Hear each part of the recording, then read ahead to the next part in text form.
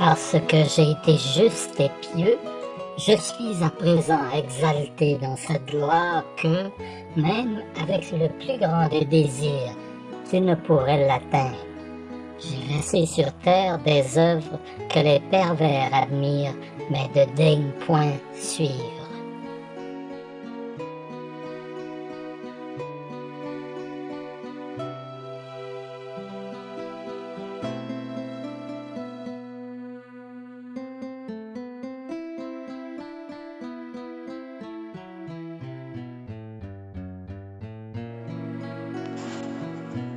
Ô fleurs perpétuelles de la joie éternelle, je reconnais votre parfum unique.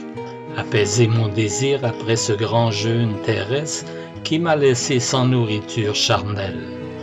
Je sais que si la justice divine se reflète dans le miroir d'un royaume qui m'est inconnu, le vôtre saura pourtant me reconnaître.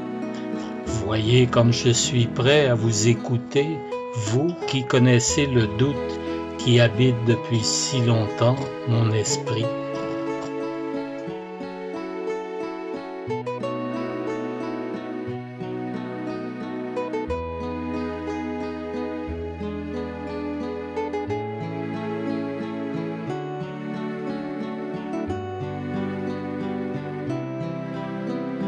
Celui qui est l'architecte du royaume de l'Empyrée et qui y régla ce qui se voit et ce qui est caché, n'a pu y installer toute sa vertu sans que son Verbe y règne bien au-dessus.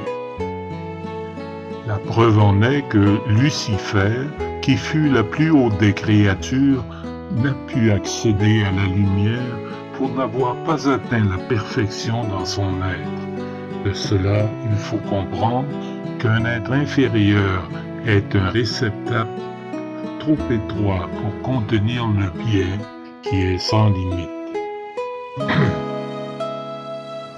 Ta vue n'est qu'un infime rayon de l'intelligence suprême, et de par sa nature, elle n'est pas assez puissante pour discerner l'Esprit de Dieu au-delà de ses apparences.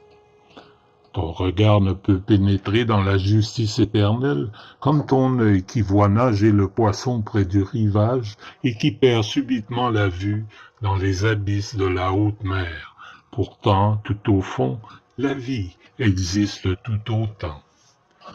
Tu es aveuglé par le démon, la concupiscence de la chair, les plaisirs terrestres, ces venins qui ne sont que ténèbres.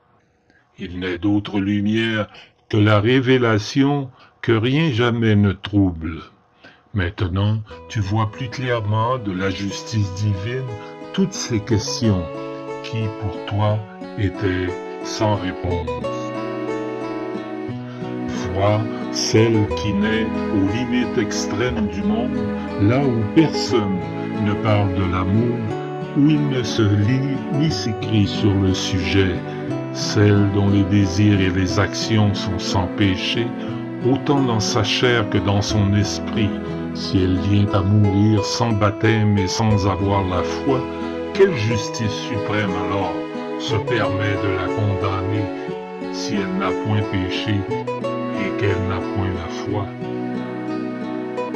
Qui est-il, ce Dieu vengeur, qui croit la juger et qui n'a qu'une courte vue?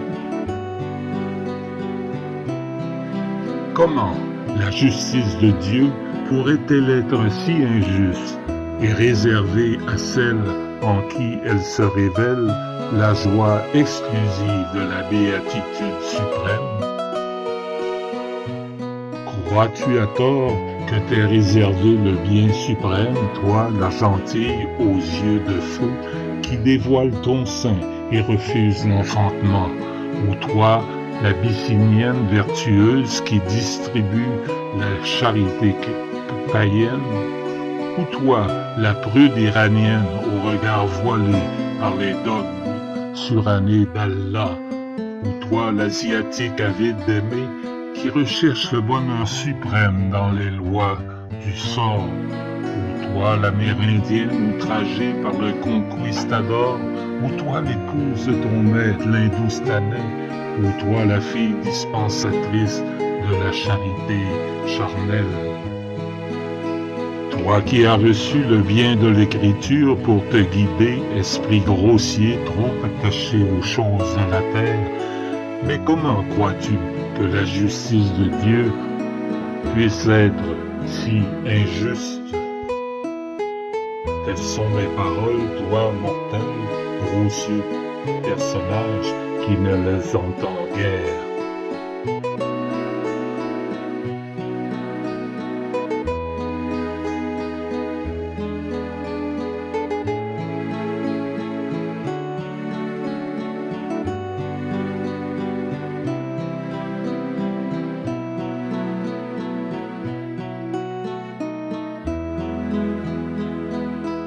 À ce royaume ne monteront pas que ceux-là qui auront reçu le pardon du confessionnal, ou ces autres qui vont chez les païens criant ainsi « Christ, Christ », car ils seront au jugement dernier damnés, ou moins près de Dieu que ceux qui ne connurent point le Christ, mais en épousèrent les œuvres et la grâce. Que ne direz-vous? Écrirez-vous à l'injustice, missionnaires et prédicateurs, chanoines et dames patronesses, prophètes du Christ ou de Mahomet, chrétiens, fornicateurs et sodomites, quand vous verrez ouvert le livre où sont inscrits tous vos actes déshonorants?